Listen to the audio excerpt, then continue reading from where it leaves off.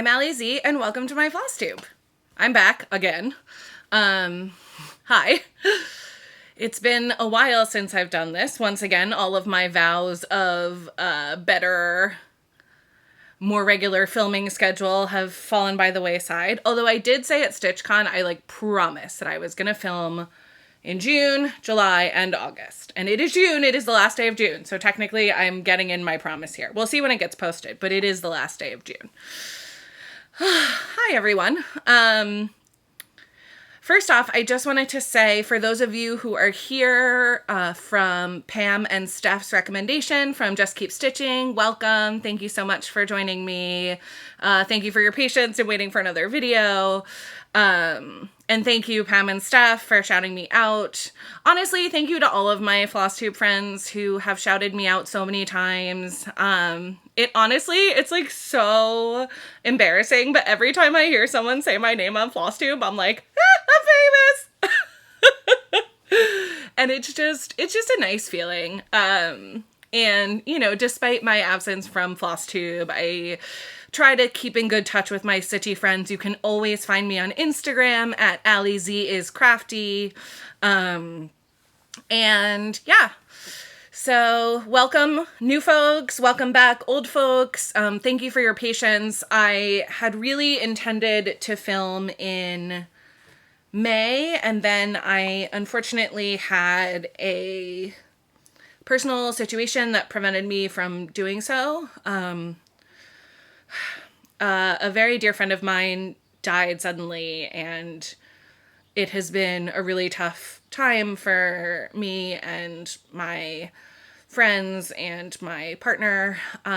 So there's just been a lot going on, but I made it to StitchCon for the first time ever. I have registered 3 times and have made it there 1 time, but I made it this year. It was awesome. I had an amazing time. I had an amazing table. I had an amazing roommate. It was awesome. I'll talk about it when I show my various starts and things.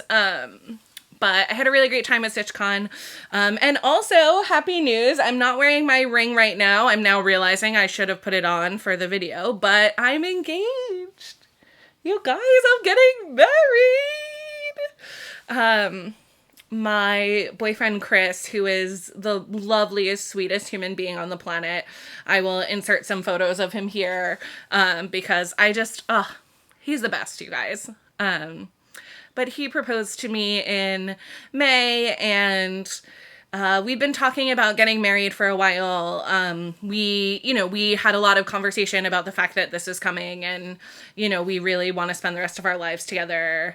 And so it wasn't a surprise, but there is something about that official marking of okay, we're moving into this stage of getting married. I am wedding obsessed. And so I'm so excited to be planning this wedding. And so moving into that stage is really exciting. So I'm super, super thrilled about that. I'm really excited. So that's awesome. Also, I just wanted to shout out my shirt. It is the last day of Pride Month, but it is not the last day to be proud of who you are. I love this shirt. I wear it as much as I possibly can.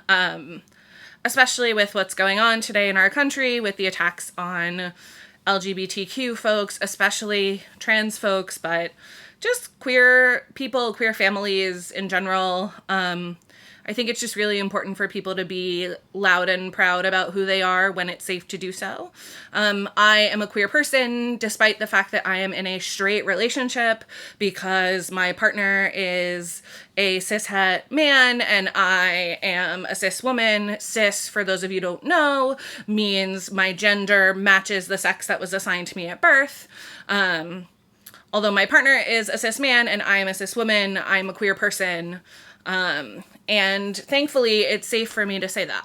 And it's really sad and deeply hurtful to see all the political stuff that's going on. I feel like I sound very rote sort of reciting this, but, a couple of days ago, I posted on my Instagram story that I was feeling really anxious and having a hard day. And a lot of folks, a lot of my Stitchy friends, reached out to me and sent me a lot of love, which I really appreciated. And You know, I have my own struggles with mental health. I'm neurodivergent. I have ADHD, but you know, the thing that really triggered it this time was the recent Supreme Court rulings, which have been really devastating for trans folks and for queer folks. Yeah. And so so I've been struggling with that. You know, I think a lot of us are struggling with the horrors currently. You know, it feels like all the stuff that people have been saying, like, you know, how do you deal with the world ending and also, like, function as a human? How do you just keep stitching when, like, everything feels like it's falling apart? Like, lots of questions. But I am trying to continue living my life the best way I know how, supporting my friends and family, supporting the people in the world who need it, being a voice for folks who don't feel like they can speak up, all of that stuff. So, back to stitching. I have a lot to show you guys. I think I brought most of the stuff that I have worked on. I think I brought most of the stuff I have started. I might have missed some things. So I'm just going to go in sort of like a random order. I have a lot of starts. So this year, my attitude has been a little bit different. I think in the past, I've sort of hesitated to start things. I have lots of things kitted up. And I'll be honest, starting things kind of gives me anxiety. I am always excited to kit things up. Like, I love the process of putting things together, picking flosses, all of that. But, like, the actual starting makes me very anxious because I worry about, like, did I get the measurements right? Is this gonna fit? Like, did I choose the right colors? Did I choose the right fabric? Am I doing it on the right size? And, like, yeah, I get really nervous about, am I going to like it? Like, is this going to work? I get really nervous, especially for big pieces, about whether they're going to fit on the fabric I chose. Yeah. I measure a million times. Even measuring a million times, I've made mistakes. So it just stressed me out a little. But one of my friends, I think it might have been Fiber Arts Amy. I have several friends, including Fiber Arts Amy, Maggie of Kitschy Whips, Kenny from Kenny Stitches, who have huge whip counts, which is amazing. And actually, there's a bunch of people on Flosstube with huge whip counts, and, you know, everyone should have the whip count that they're comfortable with, right? Like, if you want to have 2 whips, great. If you want to have 200 whips, great. If you want to have, you know, 2,000 whips, like, if you have the space to store that, more power to ya, you know? And something that, I think it was Amy had said was, like, if it's not started, then you are not working on it and you don't get the chance to work on it. And even if it's not something that you're ever going to finish, at least you get the chance to enjoy it and enjoy working on it once it's started. So even if you only put in 20 stitches, you still got the opportunity to work on that piece. You still got to start it. You still got to enjoy it. And for me, starting something is a big hurdle, right? Because I'm worried about measuring, blah, blah, all that stuff. So for me, having more pieces started encourages me to work on more. Now, I do get decision paralysis. And there are definitely times where I'm like, oh shit. Oh shoot. I have so many things I want to work on. Like, I have 8 things I want to work on. Like, what am I going to work on today? And I'm like, but I think for me, like, trying to free myself from that attitude of, like, have to, or, like, you know, keeping my whip number under a certain amount, or I have to finish this before I do this, like, it's freed me up a little bit. And I feel like I'm really enjoying, like, starting a lot of things, having them available to me if I want to work on them. And I'll be honest, the other reason that I haven't really filmed is because my cross-stitchy bug was sort of on hiatus for a little while. After I finished my Queen Bee, who is stunning, I, like, can't believe I finished her still. She's amazing. But after I finished her, I think I sort of felt like, well, I was, like, so focused on getting her done. Like, what do I work on now? And of course I have so many whips, but I just sort of felt like, well, like nothing's really pressing, nothing's really calling me. I also recently learned how to sew. I say recently, now it was about I first like really took out my sewing machine and like actually learned how to use it last February. So February of 2024. And since then, I've been doing a lot of like sewing and particularly quilting. I've made a few project bags. I've made a few like stitchy accoutrements, floss holders and things. I've posted them on my Instagram.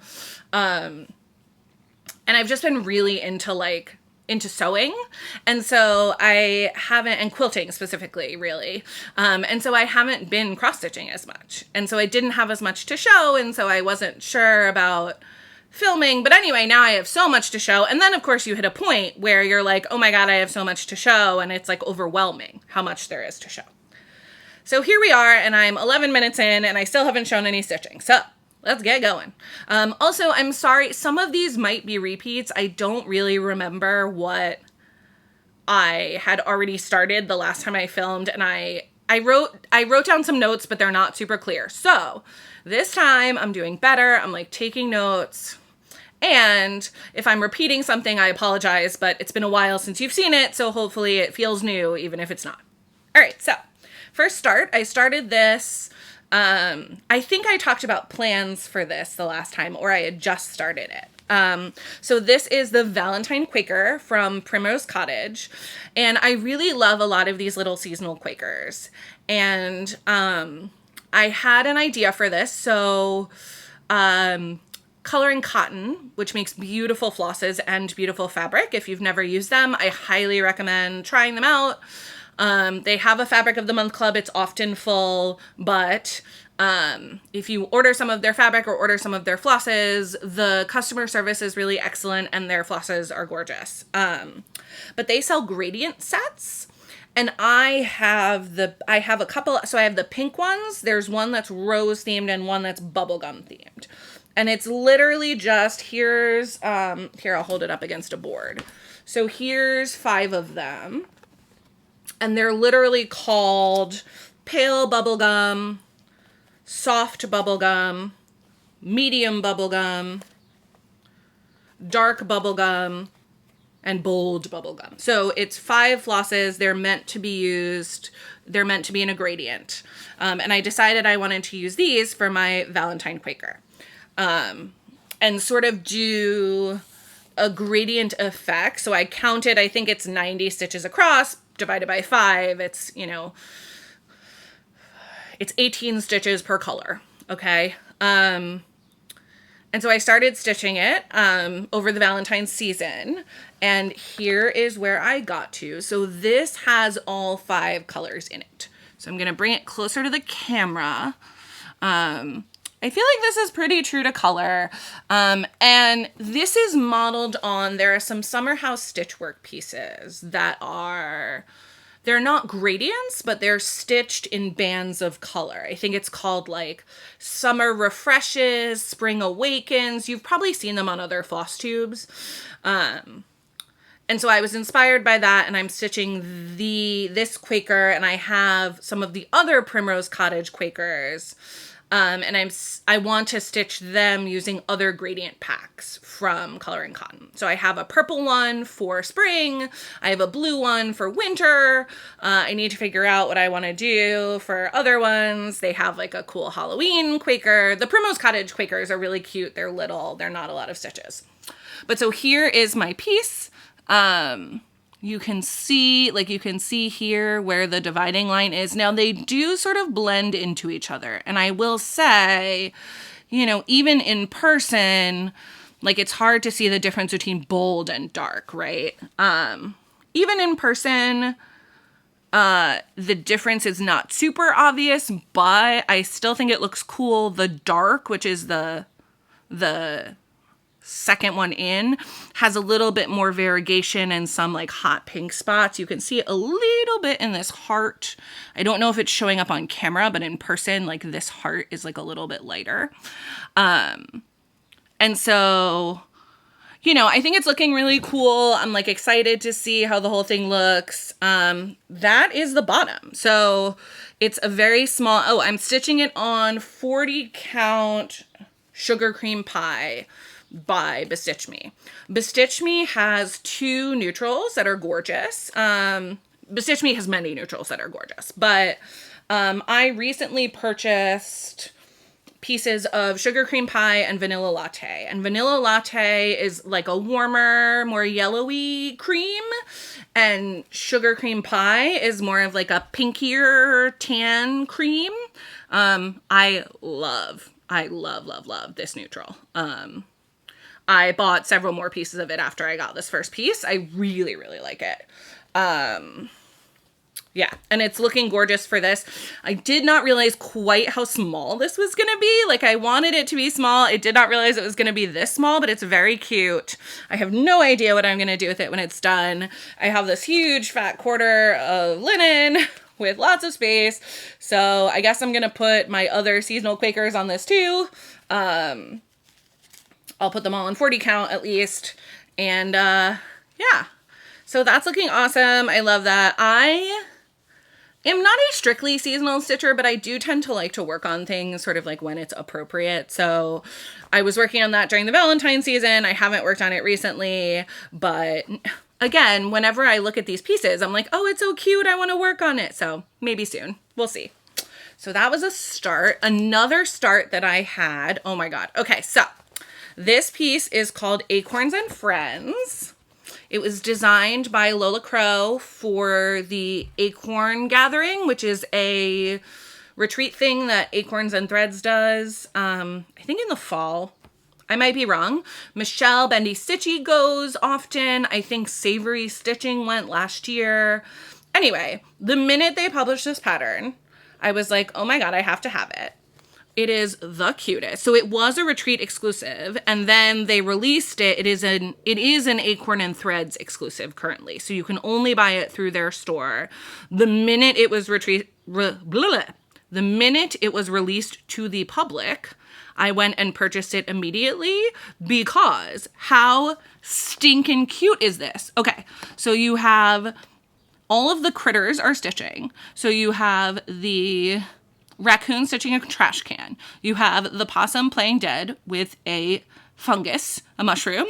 You have the squirrel with acorns. You have the crows with bits of thread. You have the squirrel with flowers. I mean, it's so cute. Oh my God, it's so cute. I love it so much. And Lola Crow, just her animal, there are certain designers who design amazing animals. Lola Crow is one. Her animals are incredible. I always buy her stitch-alongs when they're done. I own Haunted Library and Greenhouse of Oddities. And I bought them both when they were finished. Cause I know I'm never going to keep up, but she got me with Extraordinary Birds. That owl. I'm an owl girl. The minute I saw that barn owl sitting on the top, I was like, nope, I have to have it. So I bought it, even though it's still going. I don't know why. Like, I haven't even started it yet. I know I'm not going to start it till it's done, but whatever. I had to have it. And with each release, I love it more. Release 4 had a cassowary, which I love cassowaries. I think they're super cool birds. They look like dinosaurs. They only exist in Australia. They're so awesome. Anyway, this is so cute. I love it. I started it. I had to. This is my start, my little raccoon. I will say this about Lola Crow, and from the people who have stitched her stitch-alongs, I think have mentioned this. The thing that gives, and this is true too, Needle Lot Designs does really great animals as well. I love her animals too, and it requires quite a bit of color changing. Like, this raccoon is like 5 different colors, 6 different colors. Like, it's a lot of colors, but it looks amazing. So it's just so cute. Oh my God, I love it so much. Okay, so this is my start, my little raccoon with his little stitching. So cute. Oh my God, I love it. And the fabric is, it is a Grace Notes fabric. It is called Nora. It is from the retreat, the 2023, excuse me, the 2023 Queen City Stitch Retreat. It is, I want to say it's a 30, I think it's a 32 count Lugana. It's a 32 count even weave for sure. Yeah, it's a beautiful, it's like a muted aqua. It's really pretty. I love this color. And I think it's a perfect background for this piece. It looks pretty close to the called for. I didn't want it to be like exactly a sky color, but I wanted it to go with the color. So I think it looks really good. So I love that. I love working on this. It definitely requires some focus as well. It's a paper pattern. I prefer working from digital, especially when there are things like, 27 million colors in the head of your raccoon. But it's really fun, and I love seeing I love seeing the critters come to life. I love seeing the stitching come to life. So that's looking really cute. Next up, in addition to owls, I also really love Athena. The owl is sort of like the companion, the familiar of Athena. Athena is the goddess of wit and wisdom from Greek mythology. And I went to Bryn Mawr, as many of you know. I love hearing from all my fellow women's college grads. And Bryn Mawr actually has a statue of Athena that students leave offerings to, and she's sort of like the patron goddess of the college, and like owls are a big thing at Bryn Mawr. Anyway, so I have 2 Athena patterns that I'm currently working on. One I've had for years, and I finally started it. I think it actually came from, it's a Satsuma Street pattern. I think it actually came from a Black Needle Society box like years ago. And of course I bought it immediately as soon as it came out, in their vault because I really wanted it because Athena, an owl. And this is the pattern, Athena by Satsuma Street, and it's actually charted all in Cosmos. And so I bought the Cosmos for this pattern, and I've had them sitting for literally years, and I had not started it, and I finally just bit the bullet, I guess. I finally was like, the time has come, and I started her. I did just want to show, so I'm trying not to show the pattern here, but as you can see, it is charted in Cosmo, but there is a DMC equivalent. I will say some of the Cosmo flosses are quite variegated. For example, like that skin tone on Athena is all one floss. And that's a variegated floss. So it will look different if you stitch it in the DMC. And I just have a little start on her. I put her on some kind of dark, I think this is Slate by Fabrics by, I think it's Slate by Fabrics by Stephanie. I'm not 100% sure. It also might be a piece that was dyed by,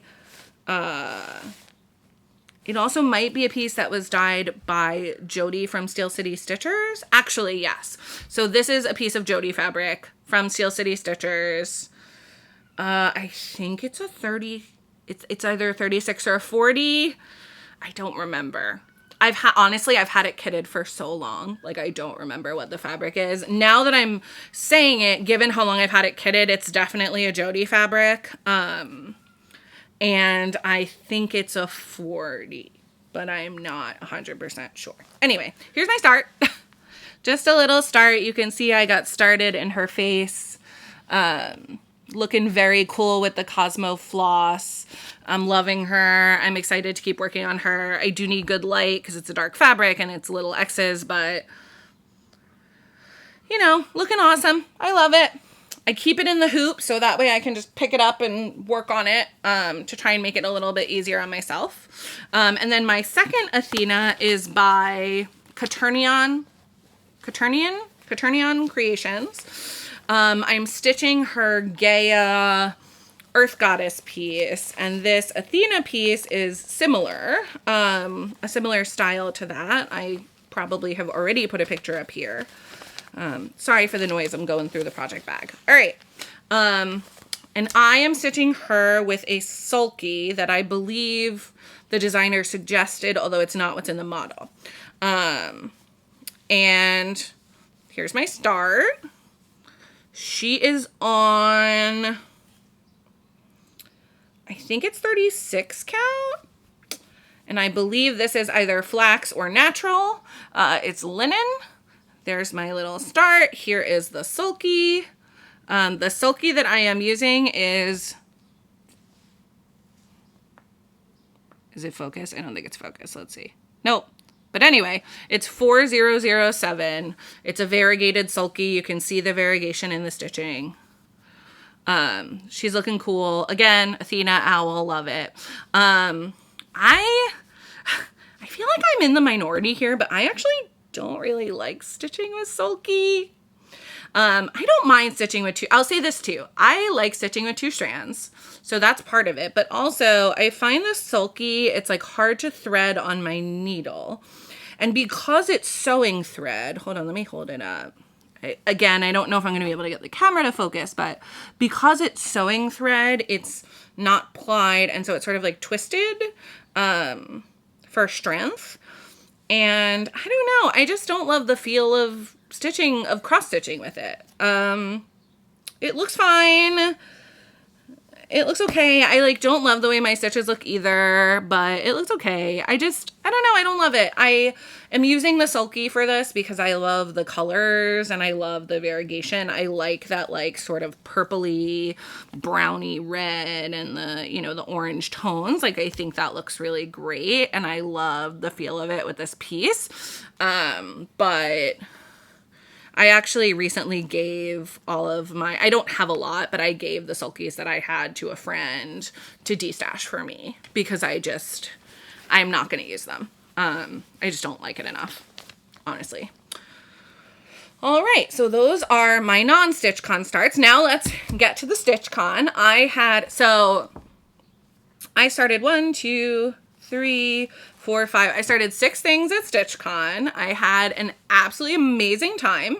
I am planning to do a video with sort of tips and tricks, just sort of retreat talk. I asked on my Instagram, I asked folks if there was anything they wanted to know about retreats. Oh, I have a thread on me. I'll ask you guys here if there's anything you want to know about retreats. Please feel free to put it in the comments. Oh, I will say, I always read all of the comments. I do not always answer them. I do not always manage to click like or heart or anything, but I do always read them, and I really do appreciate when folks leave them.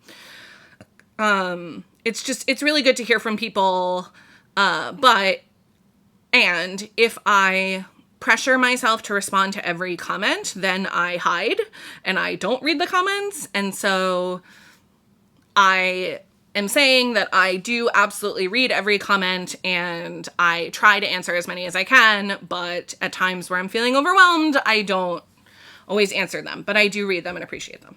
Anyway, all that being said, I am planning on filming a video with mostly, actually only basically talking and maybe some photos, talking about my experience going to retreats. So I've been going to retreats now for 2 years. I've dove in. I don't think dove in is a word. I dove in head first. I am loving going to retreats. I go to multiple retreats a year. I've now been to a variety of different retreats. And so I feel like I have good context for what retreats can look like and what it feels like to go and sort of tips and tricks. So yeah, so I'm going to post a video. If you have any questions that you would like me to answer in that video, please feel free to put them in the comments or to message me on Instagram, again, at AllieZisCrafty. I'm going to try and film that probably later this week and get that up because it's retreat season. Although honestly, at this point, the whole year is retreat season. But if you have any questions, let me know. So this year was the first year that I managed to make it to StitchCon. So like I said, I've signed up 3 times. This is the first year I made it. I had an absolute blast. It was so fun. There were a lot of Flosstubers there, and StitchCon is specifically directed at Flosstubers, right? Like it's for everybody. Let me be super clear. StitchCon is for everyone. Everyone is welcome at StitchCon. But they highlight the Flosstubers that are there. I was really excited because they put my name on the Flosstuber list, even though I haven't filmed in a while. They highlight the Flosstubers that are there, and it originated as an idea to bring Flosstubers together with their fans. Right? So, and there's a filming studio there if you want to film there. Lots of people film content there. It's really fun. You see Flosstubers that you know. You see Flosstubers that you've watched, and you're like, where do I know that person from? And then you realize that it's from watching them on Flosstube. It was so fun. It's big. It's by far the largest retreat, I'm pretty sure. And I think it's twice the size of the next biggest one, or close to it. And I might be wrong about that, but as far as I know, it's twice the size, basically, of the next biggest retreat. There is a lot of people. There's a lot of shopping. There's a lot of things happening. It's really fun. It can also be really overwhelming. Definitely one of my top retreat tips is take breaks when you need them. Speaking of taking breaks, one of my top retreat tips is take breaks when you need them, because there's always stuff happening. And so look at the schedule, but you probably won't miss out on something huge if you take a break, because things are always going on and you need breaks.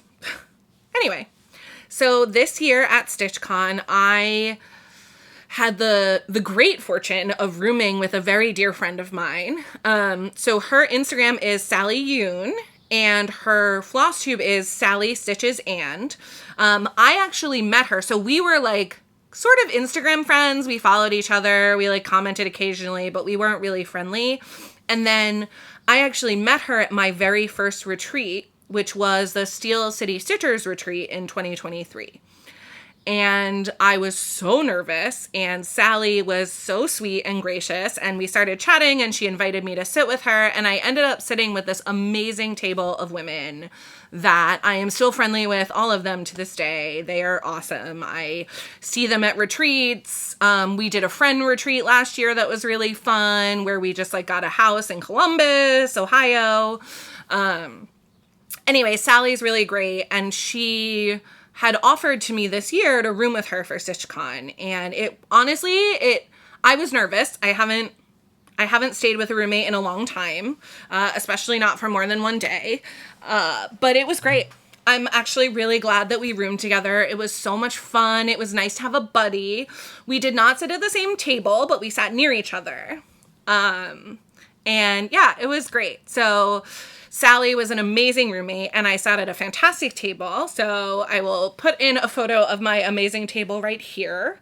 And this is the thing about retreats, right? It's so cool to get to meet all these different people. So my table it was me, Stephanie from Stephanie from Cross Stitch the Globe, Andrew the Runner Stitcher, Liz, who does not have a floss tube, Julie, who does not have a floss tube, and Deb and Sarah, who are a mother-daughter from Alaska, so cool, who also don't have a floss tube, but they totally should. Ahem, Deb and Sarah, because it would be so awesome. They're fab. Honestly, everyone at my table should have a floss tube. They're all really awesome. Now I will say Steph and I had talked beforehand and had said hey, why don't we sit together? Because we've been stitchy friends, Instagram friends for a while. And Andrew, the runner stitcher, and Liz were already planning on sitting with us. And then we got lucky, and Julie and Deb and Sarah came and sat with us, day of. So, and it worked out great. My table was awesome. They were so great. And we did a couple of starts together. So I roped Steph into starting things with me. If you have watched Cross Stitch the Globe ever, you know that she makes fantastic videos, and she has a really great StitchCon recap, and also a really interesting video about the costs of traveling to StitchCon. You should definitely go watch those. I will put the links below. But I was like so excited and I really wanted to do a stitch along, and it was great because we actually ended up doing a table wide stitch along, and I was very honored because I got to pick it. And I asked Stephanie what her favorite color was, and she said it was red, and I said okay. And I actually picked, so at StitchCon, there is an annex. So in a separate room in the convention center, there's a space for shopping. And it has a ton of trunk shows from different designers. It has a bunch of fabric. It has notions. It has floss. It has project bags. There's like all this cool stuff. And I saw a model from a designer that I just loved. And it is called a French Rosé, Marie Valet. And the model, oh God, I have the picture up, but I wish you could see the model in person. It's so beautiful. It's like a tone on tone effect with sort of like a pinkish fabric and then a pinky tan creamy floss. This is the thing too about going to retreats. Like, you get to see this, seeing stitching in person. It's like, it's night and day. I mean, it's really cool to see videos of it. It's like better than seeing a model. Excuse me. It's better than seeing just like a model photo. But, goodness. But like nothing compares to seeing, there's something about seeing it in person. It just like, you can see the detail, like the colors glow, the dimensionality, like it's just so cool. Anyway, so I saw the model of this, and while it is not something I would normally pick, I was just like enchanted. It was so pretty. And I was like, wouldn't it be fun to do this in like non-traditional colors? So I picked out red fabric for Stephanie. I keep saying Steph. She prefers Stephanie. Sorry, Stephanie. We're going to work on it. I picked out fabric for Stephanie, and I picked out fabric and floss for myself, and I gave her an option. Do you want to do tone on tone or contrasting? And our whole table actually ended up starting this piece. And it's really fun. So I chose to do tone on tone. I chose accidentally a very hard tone on tone. So my version of Marie Valet is red fabric with red floss. And here it is. I hope you can see it. Yeah, you can like barely see the stitching. So there you can really see the stitching if I hold it close. But it is very tone on tone. It literally looks like I feel like it looks like the fabric was dyed with the stitching on it almost. And so this fabric is Curtain Call by Lap and Loops. And I will say, so I was surprised when I saw photos of Curtain Call online. I thought that it was more of like a deep, like velvety red, more of like a bluer red. And actually, at least the batch that was at StitchCon, it is very much like a tomatoey red. It's a more orange red. And I think it's showing up pretty true to color in the video. Also, this is half of a fat eighth. Here is my whole fat eighth. So I also just want to show this fabric can be very mottled. And it is more of like a tomatoey red. So just FYI, if you are looking at buying Curtain Call, just know that it is this more tomatoey red sometimes. And that it can be like very mottled, which is amazing. It's gorgeous. Just not what I was expecting. I was not sure sort of like what red it was from the photos I saw online. Anyway, so this is, like I said, that's my start. This is turning out to be a pretty quick stitch, except for the fact that, so this is 40 count. And I started stitching and I was like, wow, these stitches are just tiny. And like, I thought maybe it was because the color was really close or whatever. And then I measured it and it's really more like a 43 count. Because, you know, when fabric is hand dyed, it tightens up. And so sometimes when you have a hand dyed fabric, although the original count was 40 count, it's like a little bit tighter. Picture This Plus is notorious for being tight. whatever they do in their dyeing process, it just shrinks the fabric a little bit. So this is really more like a 43. I am doing it 2/2 with 1 strand of silk. So here is the, I'm going to put my face behind it so it focuses on the stitching. Yeah, so there's the stitching. It's looking gorgeous, so petite, so beautiful. And then the floss that I am using is Strawberry Shortcake. This is a Belle Soie. So this is silk by Classic Colorworks. I have never used Belle Soie before. I love it. It is just a gorgeous. It's soft, it's plush, but it's not like, some silks can be very slippery and I find them hard to stitch with. This is like soft and plush, but it's not slippery. It looks beautiful. The color match, it's like it was made to go together. It looks amazing. Are you going to be able to see the stitching when it's done? I don't know, but man, does it look cool. Yeah, it looks awesome. I love it. It's so much fun. One of my table mates is doing it in orange on orange. Another one of my table mates is doing purple on purple. Several of us are doing, like the red on red. Actually, Deb and Sarah are doing like a contrasting silk on the red and it looks amazing. So is Stephanie. And it just, it's just so pretty. I love it. I love it. My goal for this is to have it done by the next StitchCon, which I think is very doable. It's actually not a lot of stitches. And even though it's like small, I've only worked on it 2 sessions, I think. And I already have like I have this whole side border done. I have to like complete this vertical line, but it's really not a ton of stitching. It moves very quickly, even being like really tough on my eyes. So that was one of my StitchCon starts. Another StitchCon start that I did, and this is not at all in order either. Like I started these at different times throughout the weekend. Like I think that was my 4th start or something, but my next Stitch-On start was Vintage Centerpiece and Bouquet by Petal Pusher. I loved this when it came out at Market. I hesitated to buy it because I bought so much other cool stuff from Market. And then again, I saw the model at StitchCon and was like, oh my God, I really love this. And Stephanie was also like, oh my God, I really love this. And I was like, all right, we'll start it together. So, I got the floss while I was there and I bought the called for fabric, which is Pistachio by Fiber on a Whim, which is, again, I don't know if it's the batch I got or what, but it is greener than what it looked like in the model photo. So in the model photo, I thought it was more of like an aqua teal, like turquoisey kind of color, but like this is green. It is solidly green.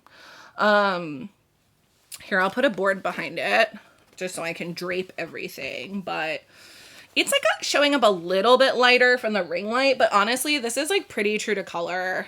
But it is green. Again, at least the batch that they had was green. I am doing mine on 40 count. I have a teensy little start in the middle. There's my teensy little start right there, here. Here we go.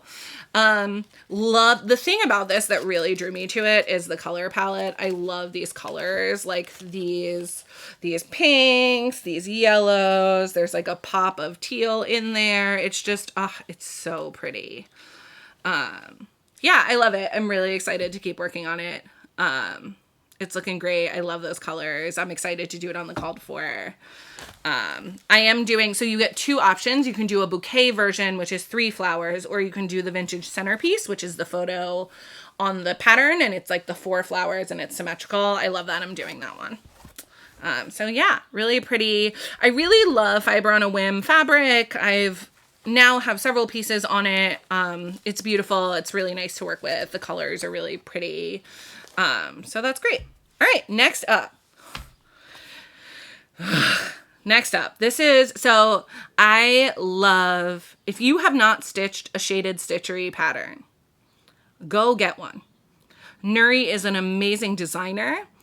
I've finished one of her pieces. I own, I think, at least 10 patterns by her. There's so much I want to start. Her market piece from this year has a series of like affirmations on it that's really beautiful. I really want to stitch that. She has a series called Closely Kept, which is based on museum pieces that are in museums.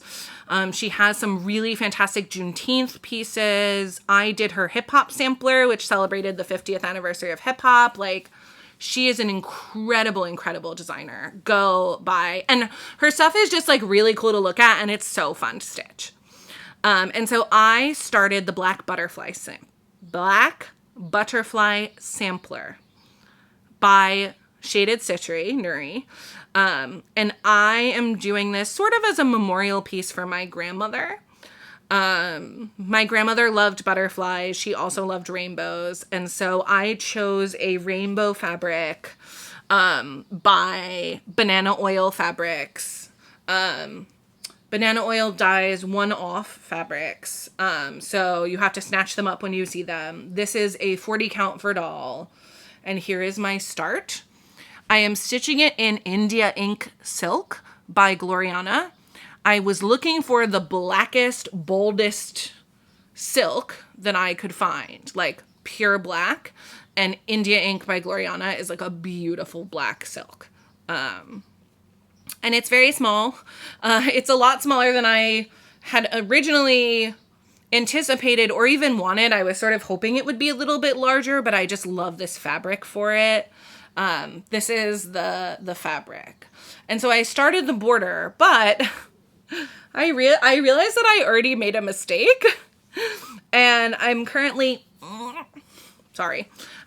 debating whether I like fudge it or I frog the border with the mistake. And it doesn't even look like a mistake now, but it is. So, sorry I keep leaning into the microphone. But basically, if you look, there's 1, 2, 3 little sections in that top border. There should only be 2. So this is about 7 stitches too wide. This section is about 7 stitches too wide. And that is the section that the alphabet goes in. So I'm debating whether to frog it and fix it or to put extra space between the letters and the alphabet. I don't know. I love how tight it is on the pattern. And so I am not sure. Here, I'll show this. There we go. I love how tight it looks on the pattern. And so I'm not sure if I'll like it when the letters are more spaced out, but also like the thought of frogging all that progress, like, did it take that long? No, it was like 1 or 2 stitchy sessions, but oh, come on. I'm a fudger when I can. So I just, yeah, I don't know. I don't know what I'm going to do. I don't know what I'm going to do. Anyway, I want to stitch the whole thing in the black silk. I might pull out my, I just dropped my needle. Hopefully I find that. Anyway, I might pull out my grandmother's initials, which were AZ, and like do those in a different color or a different black silk or something. I'm not sure yet, but yeah, this is my start. Oh, and someone gave me this cute little needle minder at StitchCon. I wanted to show it. It's very cute. Hold on, let's block my face so you can see the needle minder. Here. You can tell I'm very tech savvy. But the reason I wanted to show it is because you can see, so the person who made this said it's actually a ribbon slide. So what you do is you put the needle through the ribbon slide, and so it holds your needle on, but also keeps it from just getting like wiped off if you have your project in like a project bag or something. Anyway, I thought it was really cute and I got it while I was working on this, so yeah. There we go. And here's the full piece of fabric. I love Banana Oil Fabrics. Their fabrics are always crazy awesome, so colorful. I don't know what else I'm going to stitch on this, but I'm excited already. This is my first time stitching on 40 count Verdal. I like it. I've talked before, I generally prefer stitching on larger counts, which is funny because a lot of things you'll see on here are on are on higher count, which means smaller stitch fabrics. And I actually prefer stitching on lower count, which means larger stitch fabrics. However, at this point, I have a lot of projects, and part of why I've been starting things on higher counts is because it makes them smaller.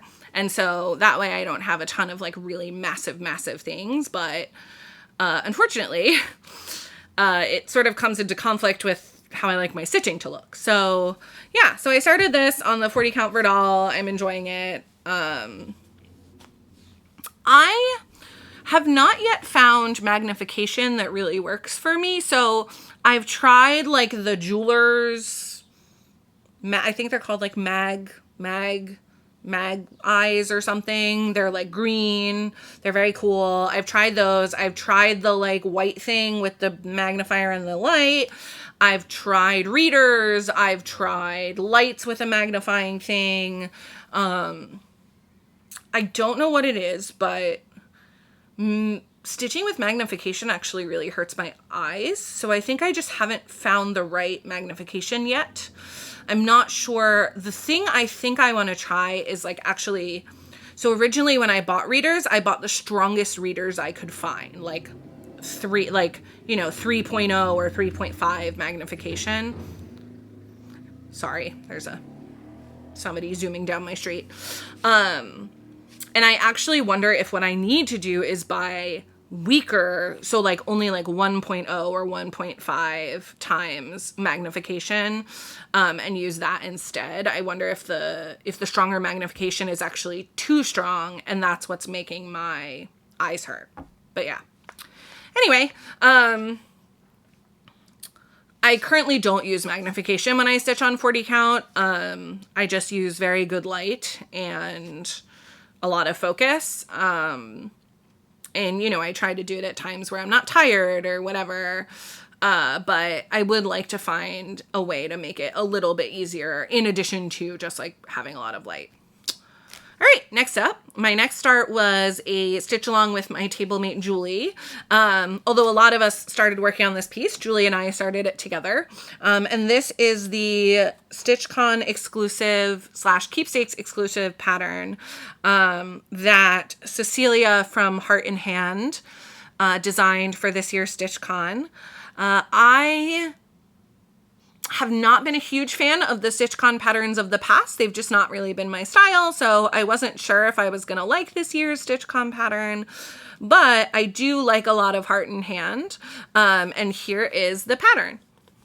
It is definitely not my usual stitching style. It's definitely like more prim than I would usually choose, and it is a small, and I don't stitch a ton of smalls, but it's so cute. I actually really like it. And I love all the things that they included. The Stitchy bus, which if you have not been to StitchCon, there's a bus that goes back and forth between StitchCon and Keepsakes the store, which is also in Cincinnati. This is Keepsakes. I love the little stitched heart. I love the pin cushion. It's just so cute. There's a little finishing bell. It's really cute. And I love that the emphasis is on friends, because that's really, I mean, do I go to retreats to like see people stitching? Yes, definitely. Do I go to retreats to spend 3 days stitching as much as I want? Of course. But really the biggest reason that I go is to see my friends. And very cute. It comes with a bead for the it comes with a bead for the little cat, the black cat. The black cat, I believe his name is 310, and he lives at Keepsakes, the store. So really cute. I made a small start on it. They also sold, so in addition to the pattern, they also sold the thread pack. It's charted in Classic Colorworks. There is a DMC conversion on the pattern. Here's the thread pack. I initially was not going to buy the thread pack because I was like, well, maybe I'll convert it. It's kind of prim for me, whatever. But I decided that I just wanted to stitch it as called for. And I wanted to start it while I was there, and I didn't want to go through the trouble of converting it. So I bought the thread pack. And actually, so one of the people that I had the pleasure of meeting while I was there was Lynn from Those Missing Stitches. And Lynn is an amazing, first of all, Lynn's Flosstubes are a must watch for me. I always watch them when they come up on my feed. Lynn is also an amazing fabric dyer. And Laura from Stitchin' by the Shore talks about her fabric a lot. And so I recently decided to buy some of Lynn's fabric. Laura talks about Darling David a lot, which is like a neutral. And I was like, oh, like, I recently have been buying more neutrals because I didn't have very many. And you can always use more neutrals, right? Totally. But so I bought some fabric from Lynn at Those Missing Stitches recently, and the fabrics were gorgeous. I love them. I'm excited to stitch on them. And actually, very generously, she was giving out fat eighths at the retreat. She had some fat eighths available for folks. And I felt very fortunate. She gifted one to me, and she let you pick like your color and your count and stuff. And so I picked out Sensitive Sylvie, which is like a pale, sort of almost like a sky blue. And I got a 32 count linen. And I looked at it and I was like, you know, this would be perfect for the StitchCon pattern. And how fun to like use a fabric that I got at StitchCon for my StitchCon pattern, right? So I made a tiny little start. There's my tiny start. I started on that top border over there. I don't know when I'll stitch on this again, but it's fun. You know, when you stitch on things like this, they remind you of the retreat and, you know, the fun that you had. And I'm glad I bought it. I'm glad I got it. And it's just like a cute little set. It would be nice to finish this by StitchCon next year too. Again, very small, easy stitching. I was thinking this might be like a good travel piece. So yeah. All right. Now another start that I made was from another designer that I really love. She's a smaller designer, and I think a lot of people don't know how great she is. I own several patterns by her. I've started a couple of them. I have many of them kitted up, but, and this is Pixel Pixie Cross Stitch. And so I started Wild at Heart, which was her contribution to the Hearts for Pam bundle. And that was a bundle from, I think it was 2023, when Pam from Cottage Garden Threads was going through some health issues. She was having some sort of cardiac issue. And they did like a big pattern bundle and some threads, and you could order them all. Anyway, I ordered the whole bundle. This was in there. This is one of my favorites. And I actually had not started any of the patterns from that bundle. And I was like, you know, it's such a shame. They're beautiful flosses, and like, I should pick some out and just bring them to StitchCon to start. And so this was my pick. It's beautiful. And all of this is using here, I'm going to go behind my pattern so it focuses. And all of this is using the Cottage Garden threads that were in the bundle. And I looked at this and I was like, oh, this would look cool on a neutral fabric. So I had a scrap of neutral fabric. I think it's a 28 count. I've used it for my Autumn Lane gnomes. I used it for Butter Believe It. Like, I've used the other piece. It was a fat quarter at one point. But so I had a small scrap and I made a little start. That's my start on my Wild at Heart.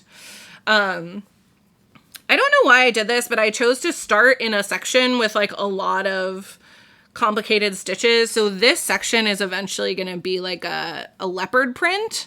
And so there's like multiple colors. There's partial stitches in there. There's like all sorts of stuff, but it's looking really cool so far, especially with the flosses. So, oh, let me show you. I did bring up the flosses. So this pattern uses 5 flosses from the Hearts for Pam bundle. So these are the 3 I haven't used yet. They are Llama, Page Turner, and Hearth. And then the 2 that I have used are Le Bouton and Marigold. And so that's what I have so far on my heart. I love it. It is a dense stitch for sure. I mean, it's full coverage in the heart, but it's a very easy stitch with the exception of this little leopard print bit. It's a geometric pattern in each section. And so you just, I mean, and this whole section is just one floss even.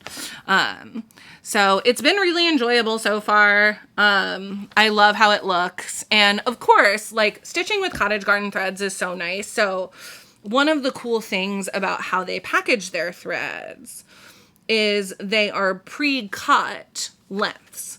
And so I'll show you, it's really cool. They have instructions on the back, but basically it's packaged so that you can just pull strands off of it. So it says on the back, pull left side down. So you literally look at it, you take the left side of the floss, you pull it out, you unwind, and you have your floss ready to go. And then you can just pull out a strand. And it sits on the floss drop like that. It's genius. Whoever did this packaging, genius. It's so nice. It's so easy to pull out. And it even shows you squeeze here and then you pull out a strand so that you don't get like all the pieces just coming off. It's awesome. It's so awesome. I love it.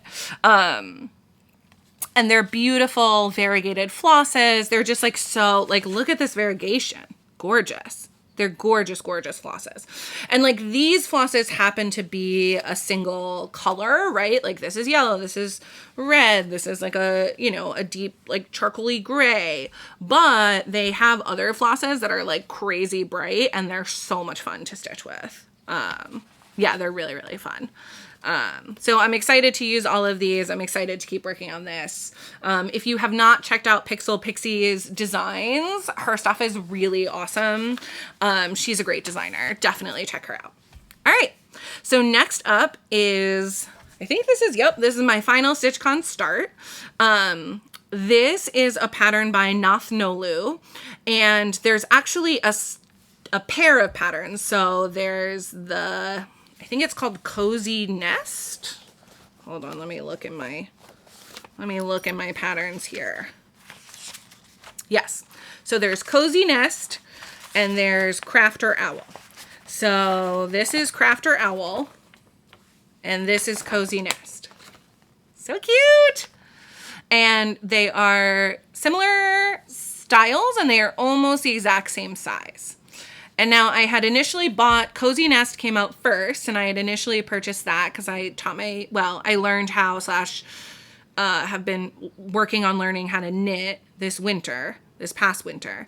And then, of course, as you know, I'm an owl girly. And so this owl came out and I purchased it immediately and then realized that they would make such a cute set in like 2 little hoops, right? Like 2 wooden hoops with these 2, so cute. So I started Crafter Owl at StitchCon, and I decided to start it. I had a random piece of 36 count flannel flower. Now, I love flannel flower. Everyone loves flannel flower. It's really pretty. It is a gorgeous, very unique fabric. So it's a fabric that it is a tan fabric with like grayish modeling. And I don't know why, but you just don't really see that. So it doesn't look like any other fabric on the market. So like you can see the modeling a little bit. You can see my little start down there. So here, I'll hold it up. Got to find the front. Okay, there we go. You can see the hoop marks in it too. So here it is. You can see like the gray modeling with the tan fabric. It's beautiful. And here's my start on the little owl. Now this is 36 count, and I've discovered that I don't really like stitching on 36 count. I find that 1 strand looks too sparse, 2 strands is too thick. I don't like it. It does not work for me. I'm just not a fan. So I am actually going to destash a lot of my 36 count fabric, to be honest. I have a couple of pieces on 36 count that I am going to keep stitching on, but going forward, it's not a count that I'm going to purchase because I just don't like stitching on it. This is 36 count. This is DMC. I decided, hold on, I'm going to sneak behind here so you can see the stitches. Yeah. So I decided to use 2 strands for this because I want like a very puffy look to the stitches. I want it to be very like full, thick coverage.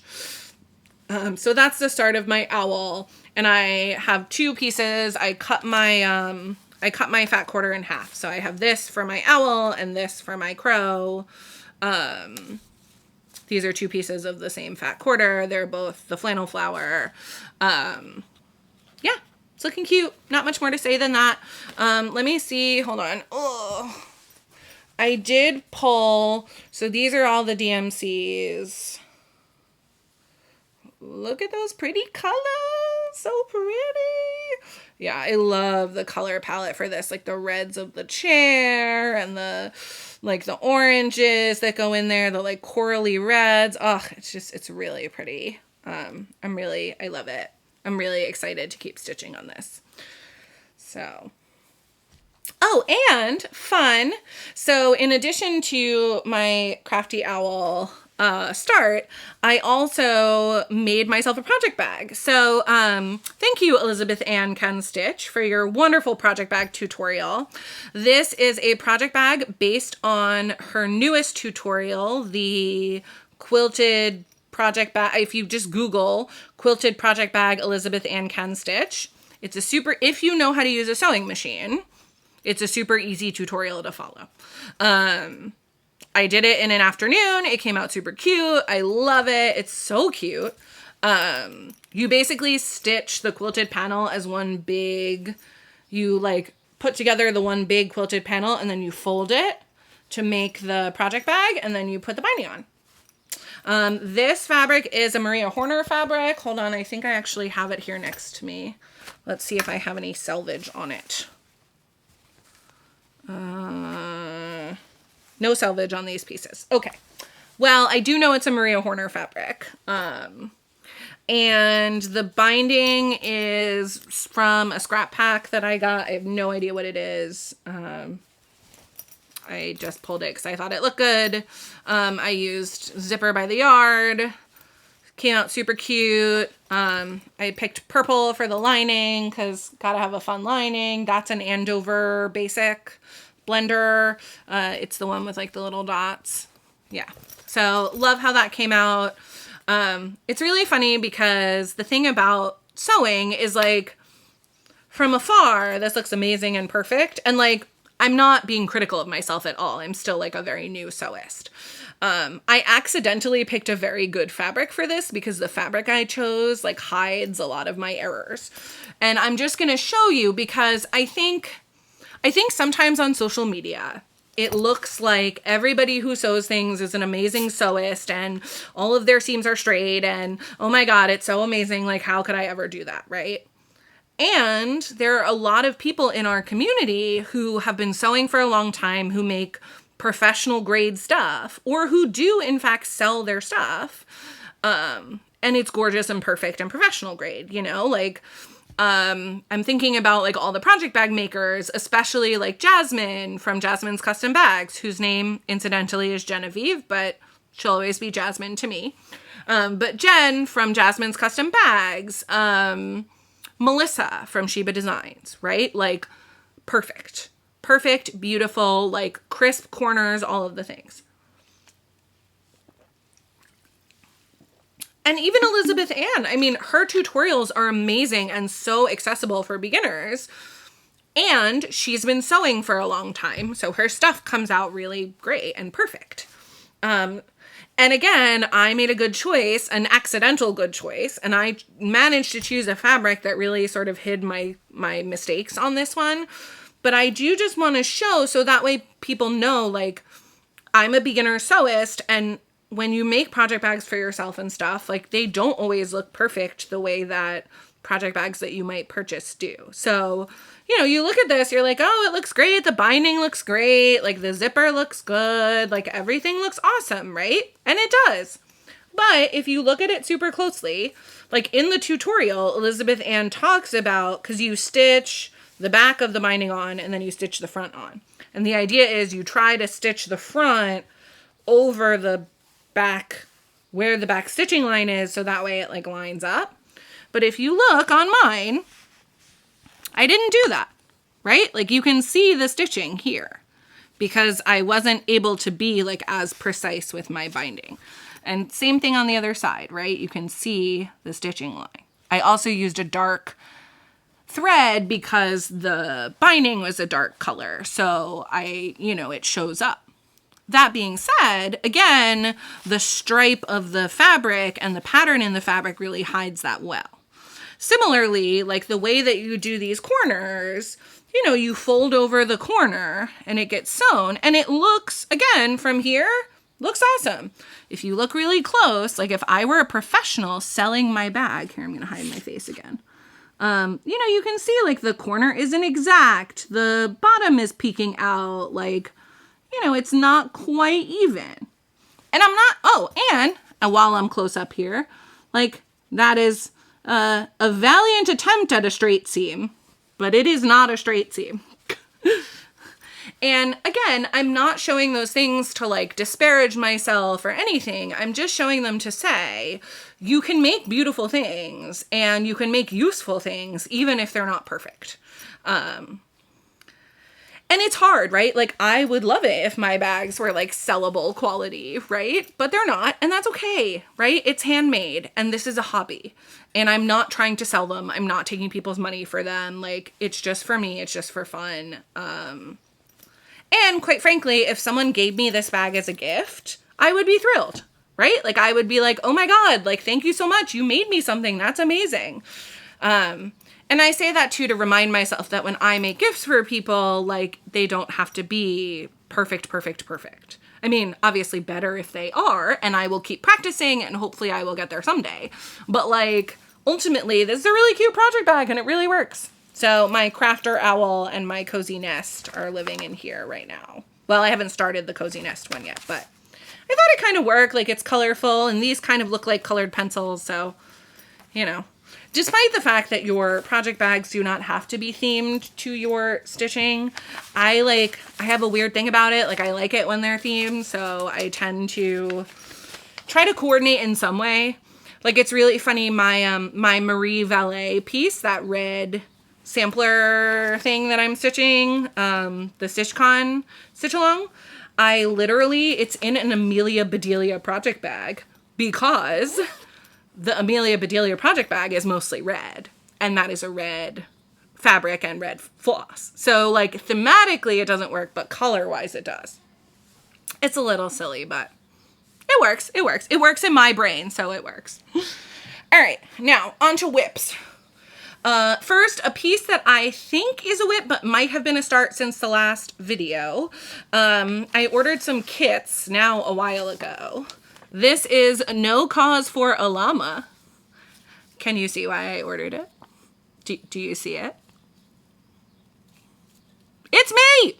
It's me as a llama, in case you were wondering. I love it. I love it so much. I think it's so cute. Sarah of Memphis, Sarah E, showed this on her channel, and I was like, oh my God, it's so cute. I have to have it. So I bought it. And I started her. Look how cute. It's so cute. I love that we have the same glasses also. It's so good. Okay. This also is another one that's like 17 shades of gray. Annoying, but true. And it's currently in a hoop because I was working on it last night. But here is my start. The fabric is a printed Ada, it says, with like these little speckles.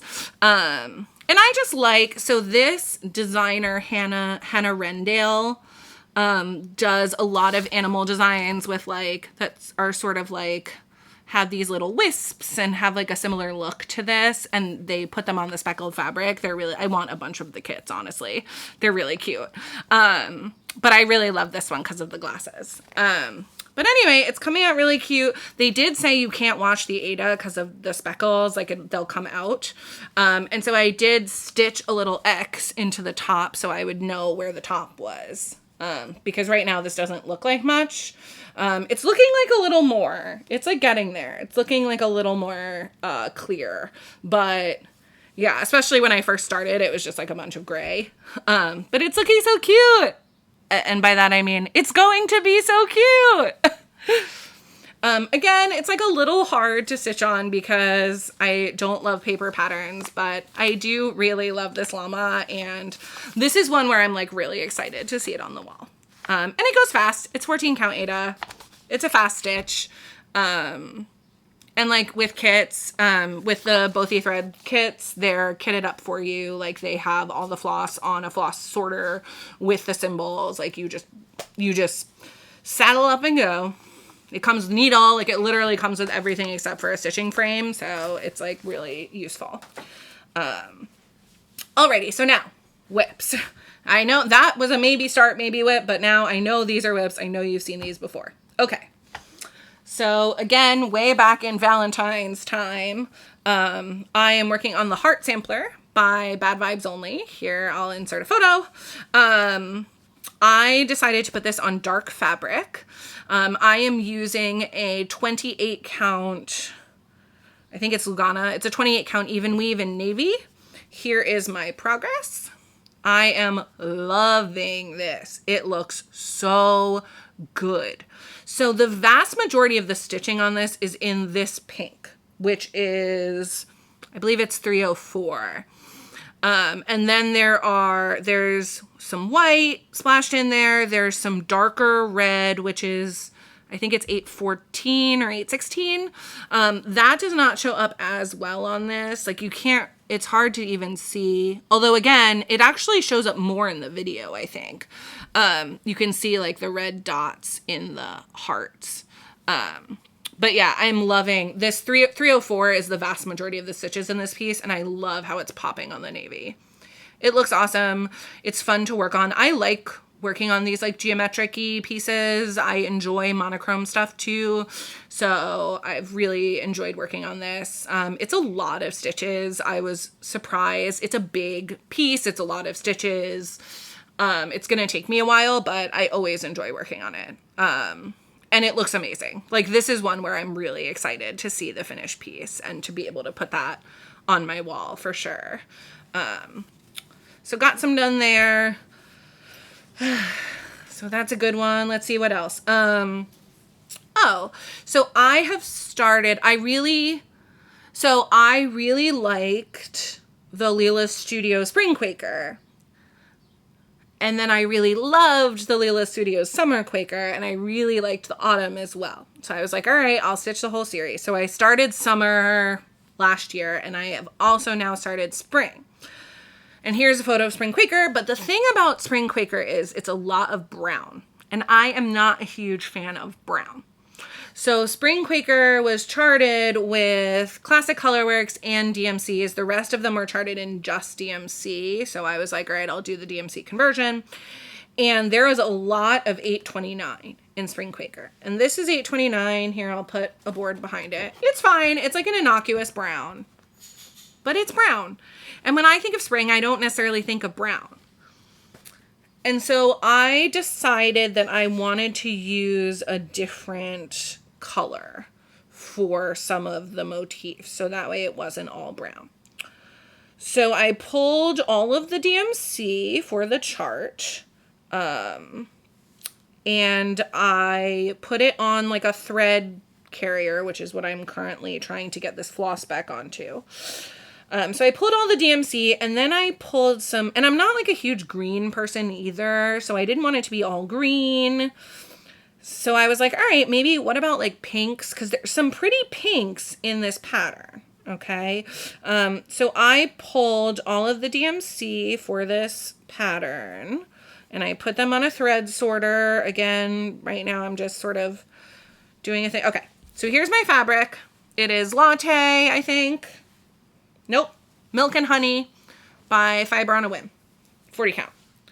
And here is the DMC, with the exception of there's some black in there, and there is also some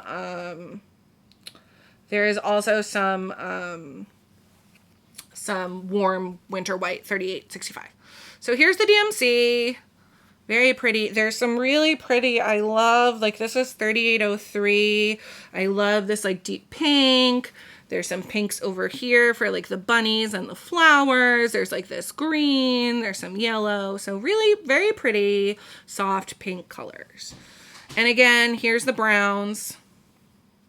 There's 829 and 830. This 829, there's a lot of that, right? And so I was like, I don't know. Anyway, so I pulled a bunch of pinks, and I ended up settling on 223 and 3722. And those are this pink. Wait, trying to do this with only two hands is very hard. So those are this pink and this pink. And I feel like in the camera, they don't look as different as they do in real life, but I will try and give you an idea. So one is lighter, one is darker, one is a little bit redder. So those are the two colors that I chose to add to the palette. And so I made a start, and I've made a few changes. So here is my start.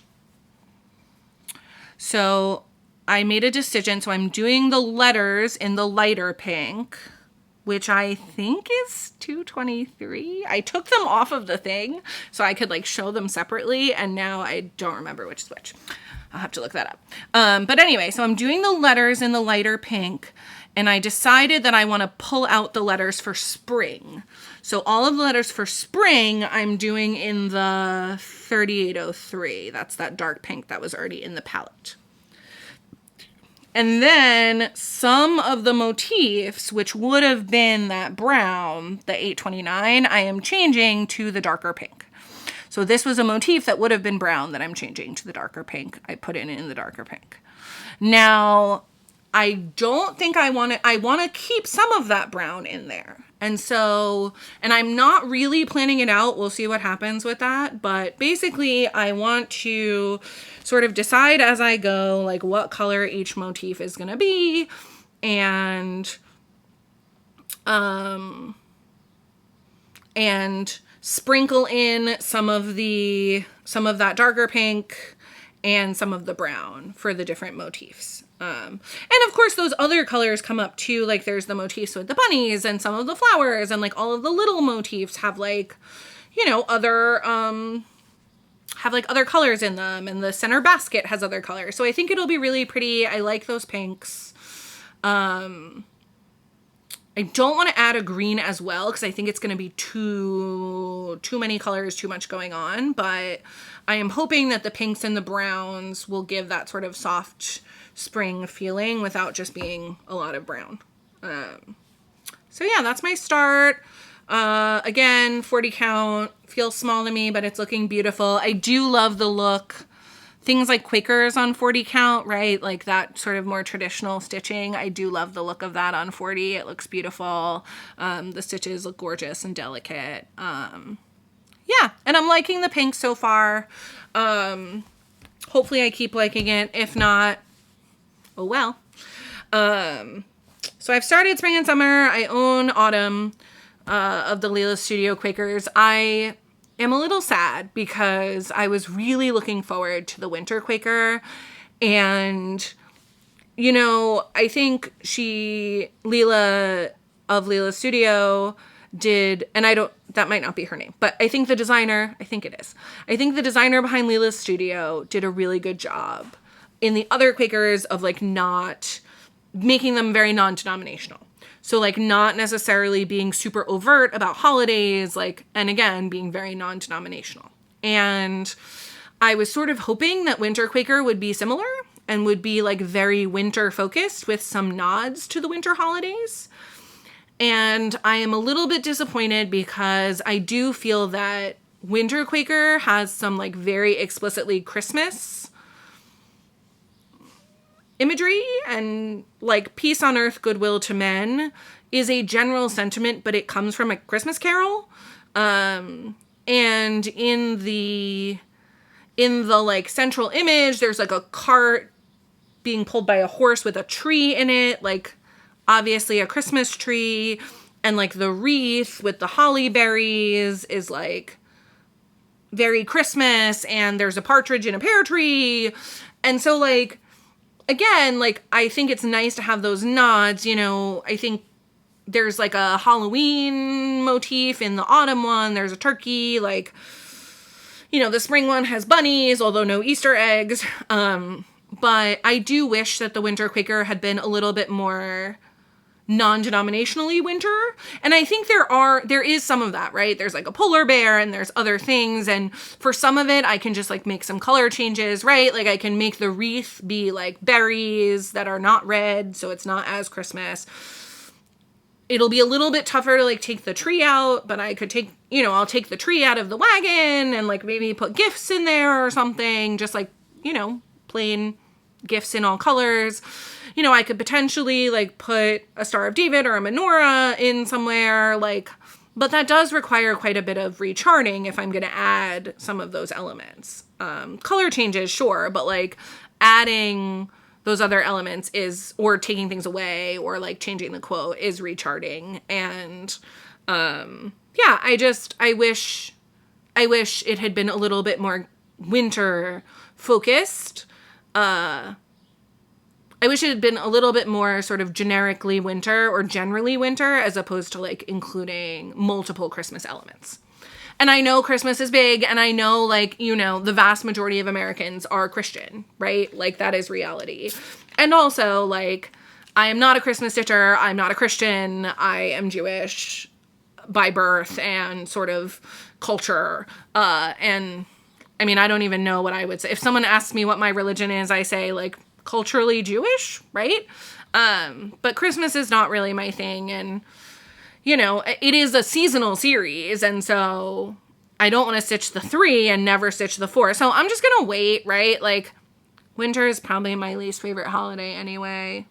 My least favorite holiday. Winter is probably my least favorite season anyway. So I'm just going to wait to stitch that one. And like, who knows? Maybe I never get through any of them. But yeah, but I do love how spring is coming along. I love my pink additions. I think the colors look really good.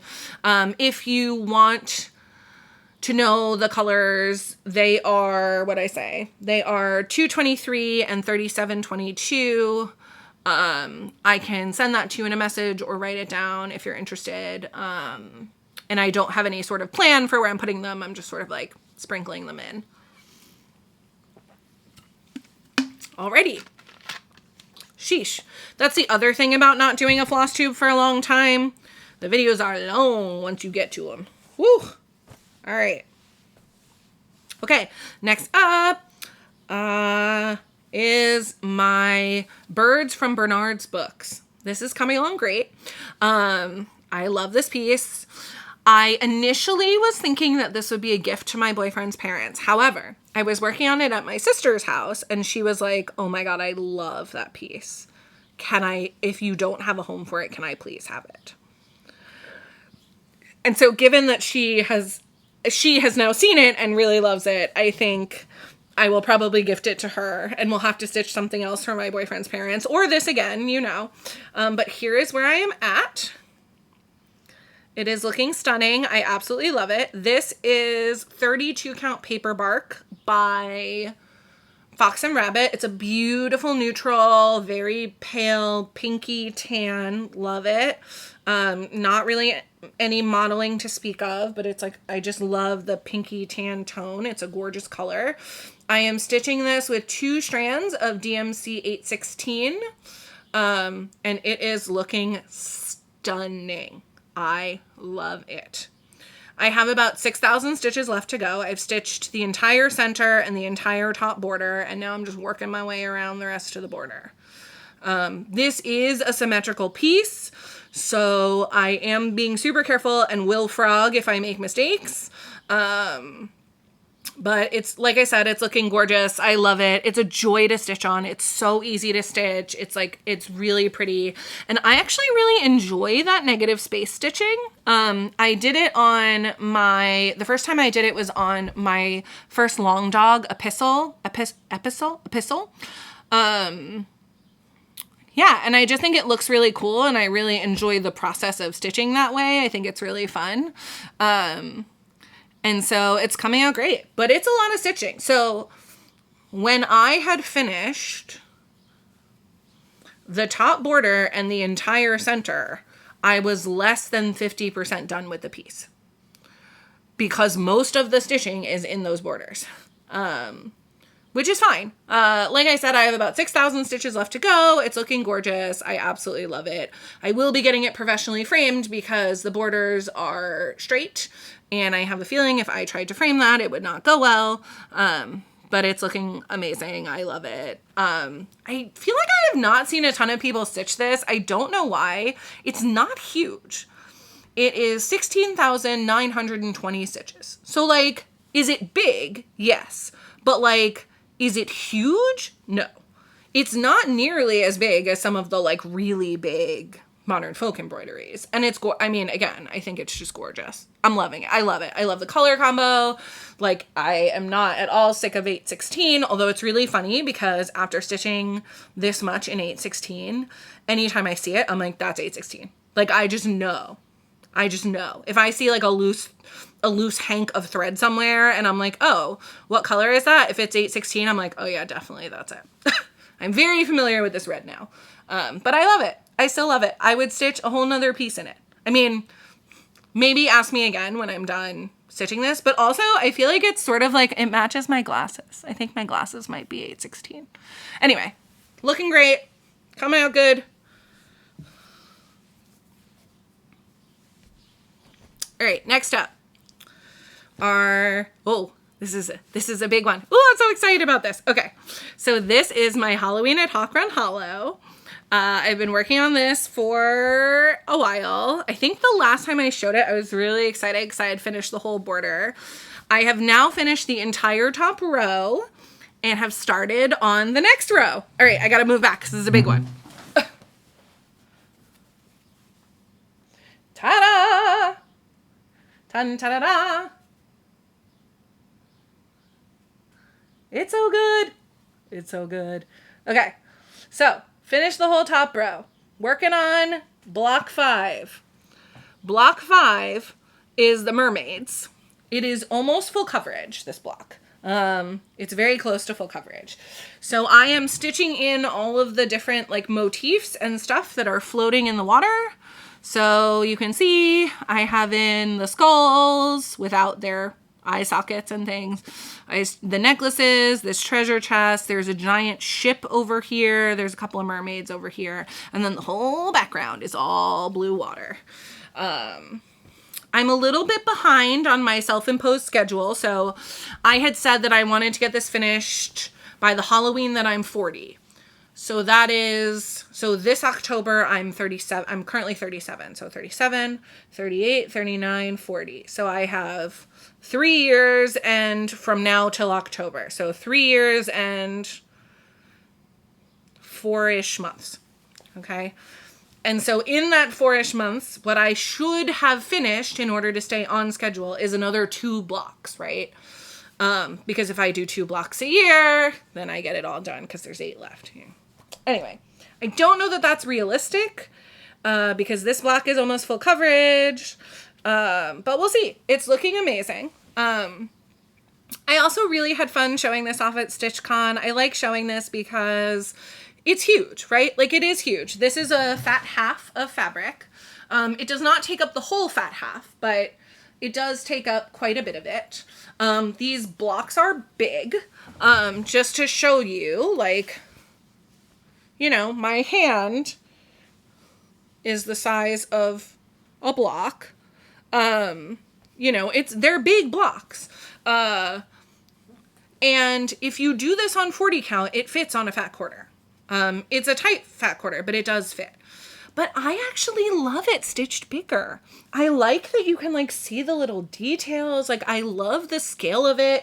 These bats look so cool with the back stitching. Like, I really like it bigger actually.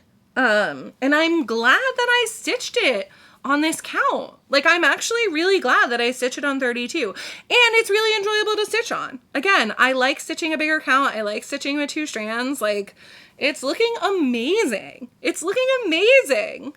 I love it. It's such a joy to stitch. It's so easy to stitch on. And that's the thing too, like, I feel like some big patterns are not that fun to stitch on. Like, you want them on your wall, you think they look really cool, but they're like not that fun to stitch. This is really fun, really easy stitching.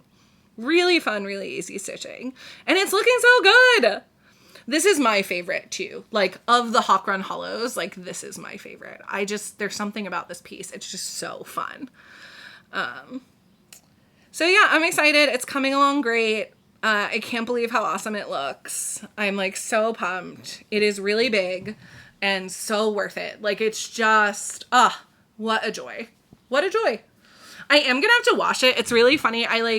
This is a piece that, the way that I got these borders done, by the way, is anytime because once you put in that top row, right? Like, the counting is pretty easy because you just count off of the boxes you already have. And so anytime I was like doing car stitching, or anytime I had stitching to do where I didn't want to have to be looking at a pattern, I would work on these borders. And I would stitch them in hand. I would stitch them in a hoot. Like, it doesn't really matter, but it was easy. And I know these borders, they're all 92 by 92, right? And this was double across, but then 92 vertical. So very, very easy to stitch without a pattern. Very, very easy to just count and stitch. So if I was in the car, if I was in a waiting room, anyway, this piece has been a lot of places.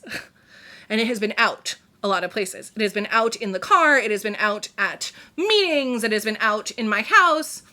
And so, like, you can kind of smell that, like, it's been out a lot. And so it is going to need to get washed when it's done. I'm glad it's in DMC because it definitely, it's like a little smelly. Not like, oh, it stinks, but like, yeah, I mean, you can sort of tell that it's like been handled a lot. And I try to be careful, right? Like, I carry wipes, and when I'm stitching in the car, I'll like wipe off my hands and stuff. But yeah, it's been handled a lot, and it's gonna need to get washed. So I'm glad that it's in DMC. And of course I'm gonna wash it, like, you know, gently and with good soap and everything, but yeah. All right, I've worked on 2 of my Miras. The first is Lilith of Labrador, my favorite Mira Mermaid. She's looking beautiful. I had to change, I think I talked about this in a previous Flosstube. I had started her on this like bananas crazy fabric that was so gorgeous, but I ended up having to change because she was sort of blending into the fabric a little bit and the fabric was overwhelming her. So now she is on 32 count, I think, Fieldstone by Color and Cotton. It's a Lugana. It's an even weave for sure. And here is where I am at. I have started stitching in her, sort of the top of her tail. I am very excited about her. She is beautiful, also pretty easy to work on. There's a lot of block stitching like in her tail.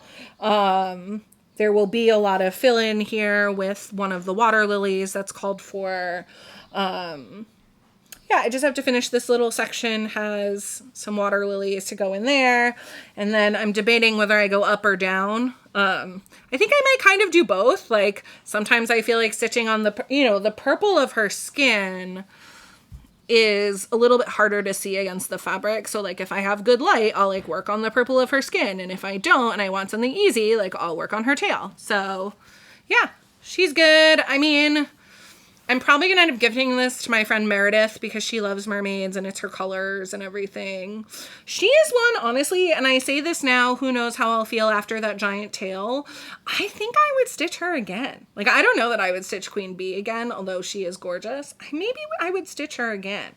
I mean, also, I want to give her away. So, like, you know, I would like to have one for myself, too. But I do like the gray. Lilith of Labrador is meant to be like a cold water mermaid, and she's sort of the most unusual looking of the Nora mermaids. Like, she has purple skin. And so I wanted her on something that was like not just like mermaid watercolor. And I think she looks really pretty on the gray. I'm hoping her skin like stands out enough, but I do think she looks really pretty on this. So that's where I'm at with her. And then, in the winter of this year, I started Persephone. I did show her in my last video. I've made quite a bit of progress on her. She is on, I think it's 28, might be 32 count Skyfall in a even weave by Fiberlicious Yummy Fibers. And here she is. I love this needle minder because it looks just like this profile. Like, how cool. Needle minder, stitching. Awesome. So I decided to start, I usually start my mirrors in the middle. And like you can see on Lilith of Labrador, right? Like I clearly started in the middle. But I decided to start her at the top, because I wanted to see her face come in, and also I was nervous about starting with like a lot of the block stitching in her dress, and her dress has a lot of white in it, and so I was like, I don't know. Anyway, I decided to start on the top, which was a choice. Warning, if you decide to stitch her, this hair is gorgeous and is full of confetti. This is a million different colors of pink, orange, yellow. It's like 4 different browns. The hair, it's a lot of confetti. That being said, beautiful, gorgeous, so pretty, gonna look amazing with the beads in. But if you start there, do not get discouraged. Because I will say, now that I'm in the skin is a lot of block stitching. Her dress will have block stitching, but that hair was like those florals, everything about her hair was very confetti heavy. But she's looking beautiful. I love her on this fabric. So I mentioned this in a previous video. I will mention it again. For Fiberlicious Yummy Fibers, I washed this fabric before I started stitching her because she has a lot of white in her dress. And if there was going to be, and this was a dark fabric, and if there was going to be like dye transfer or fallout, I wanted to try and minimize that. Now, I love this color. It still looks beautiful, but it does not look the same as it did before I washed it. It was much deeper and darker. It was bluer, I think. I have no regrets about watching the fabric. I'm glad I did it, especially with so much white in this design. However, something to know with Fiberlicious is if you wash those fabrics, there was a lot of dye that came out in the water when I washed this. And they warn you about that, right? Like dyers will warn you, like this is not color fast. If you wash it, like you will, there will be dye loss and color bleed. And there was a lot in this fabric. So I will just say, if you are stitching with a hand-dyed fabric, especially a dark hand-dyed fabric, and you are concerned, or if you think you ever might have to wash it, I would recommend washing your fabric before you start your piece. Yeah, I'm really glad that I did in this case, especially again with that white floss. But she's looking so good. I love her. I'm going to stitch in. I probably will stitch in the back stitching on her face. Although I don't even feel like it needs it. It sort of looks like a mannequin right now. Like it doesn't bother me. But yeah, she's very pretty. I have realized also in starting at the top that like, yes, the skin is block stitching, but then like the top of her dress has like a lot of flowers and stuff. So again, it's going to be a lot of confetti in the top of this dress. I don't know whether it's better to do the confetti first or like get the block stitching done first. Getting through the confetti is tough. It's worth it, especially on like Mira pieces, because Nora's designs, like the way the color just like adds dimension and shading. It's beautiful. It's so beautiful. Like I love it. But, it definitely is, I need to be focused. I need to be in a space where I can like have all my threads out. Like, it's definitely a commitment to stitch on when you're working on that confetti for sure. All right.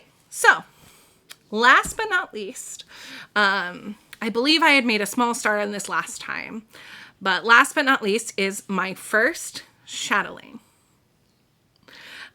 So I am attending the Chatelaine Weekend retreat in Charlotte in July. It's coming up. I'm leaving in, I think, like 10 days. I'm really excited. I have several starts planned for the retreat. So as part of the retreat, every person was assigned to a specialty stitch because, okay. So the original designer for Chatelaine, Martina, I think her name is, she designed these stitch workshops. They're small pieces that focus on a specific stitch, and there are 4 of them. There's eyelets, Jessica stitch, Rhodes stitches, and Rice stitches. And everyone who's going to the retreat was assigned to one of those 4 stitch types and is getting a kit for that stitch workshop. Now, we're each going to learn how to do all 4 of those stitches, but the kit that you get is like whichever stitch type you were assigned to. So I think I got rice stitches. So I'm going to start that while I'm there. There's also a retreat exclusive piece that we're getting some of the kit stuff for. I will probably start that while I'm there. I have not seen it yet, but I know the designer, Katie, is like an amazing, amazing designer. So I'm like really excited to see that. I might start that while I'm there. Although I don't always start retreat pieces while I'm at the retreat, but we'll see. Anyway, I am planning 3 chatelaine starts while I'm there, 1 for each day of the retreat. I'm very excited. I will talk more about those after my retreat experience. But right now I am working on my first chatelaine, which is Small Hammam Oasis. And this piece is not a mandala. It is basically full coverage. It's beautiful, but it's a lot of stitches. I'm very excited about it. I love it. Nadine, who I believe is Nad's X Stitch on Instagram, she used to have a Flosstube. I really miss her Flosstube, but she was stitching this piece and I saw it and was just like, oh my God, that's incredible. I love it. I have to stitch that. So this is my first chatelaine, and I started it. So, and I've been working on it lately. I was very excited because I was looking at my pattern and I had it like, so the digital chatelaine patterns, the whole pattern is all on one page. So you have to like really zoom in to be able to see the section that you're working on. And I was feeling really good because I was like, oh, like I'm getting a lot of stitching done. Like I've done a lot of this, like, you know, this is like, I'm moving pretty fast. Like I'm feeling good. Like people talk about these being like huge, you know, like multi-year blah, blah, blah projects. And like, I know the mandalas are, but like I'm moving, I'm doing great. This is great. And then I like zoomed out a little cause I was, you know, stitching off the sides of where I was. And I was like, wait a second. And I zoomed out some more and I zoomed out some more. And then I realized what a little teeny part of the pattern I had been looking at.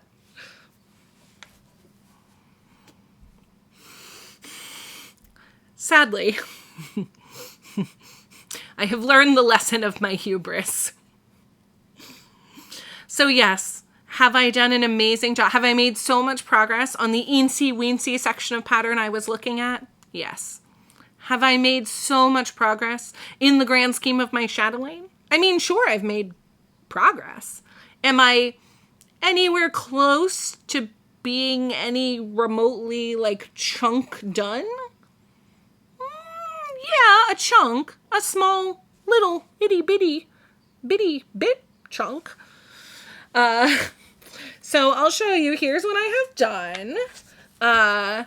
I'm doing it on, I think it's cream or ivory linen by Zweigart. It's a plain color. Here's what I have done. So far, I've mostly used NPI silks, and there's a few Glorianas in there. It's looking beautiful. I love it. There's a lantern that's going to go in the middle. But let me hold up. So here's what I have done, right? And here I'm going to put up a picture of what the whole thing looks like. So yeah, that was quite a bit of hubris there to be like, oh, maybe it's not so bad. Anyway. But it's looking gorgeous. I did do my first specialty stitches. Very proud of myself. They are dense road stitches. You can see them right there, that little stitch that looks like a star. Yep. There it is, folks. You saw it here. My first specialty stitches. Looking awesome. Yeah, so of course it's beautiful. I'm not surprised. It is very fun to work on. It is really a pleasure to stitch on. I'm enjoying it so far. I will say, like, people talk about the patterns being a little tough to read. They are.